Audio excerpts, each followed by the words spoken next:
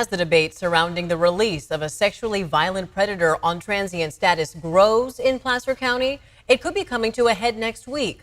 But a local assembly member is hoping those debates never happen in the first place. ABC 10's Garshpal Sangha explains more on this effort and the big hurdle facing lawmakers this session.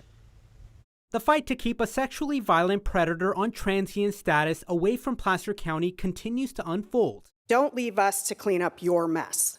This week, residents packed this room to voice their outrage at the idea William Stevenson, who faced several sexual violent crimes, could be released. Well, this is such a big, important issue, not only for my constituents, but the entire state of California, that I wasn't going to wait until January. Assemblymember Joe Patterson this week included new language in his old Assembly Bill 1456, hoping to stop transient release of sexually violent predators. We have to nip this in the bud right now, so other communities, including my community, don't have to face this in the future. Patterson says the idea of this law came during a July hearing involving Stevenson, where he said if people don't want him out, then lawmakers should pass a law. This proposed legislation by Patterson is co-authored by Republican State Senator Roger Nilo and Democratic Senator Marie Alvarado Gill.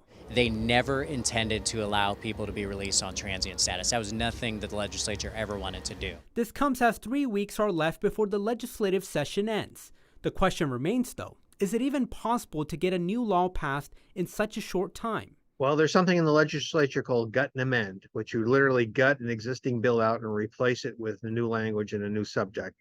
And that's what it'll probably have to do. Political consultant and former Governor Gray Davis Press Secretary Steve Maviglio says another way is to tag onto a budget trailer bill.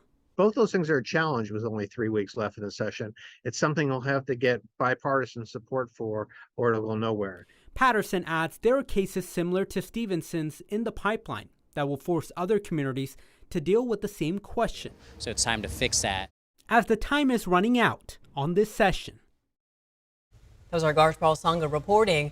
Assemblymember Patterson says that he wants this bill passed this session. The next Stevenson hearing is scheduled for next Friday, September 1st, where he could be released.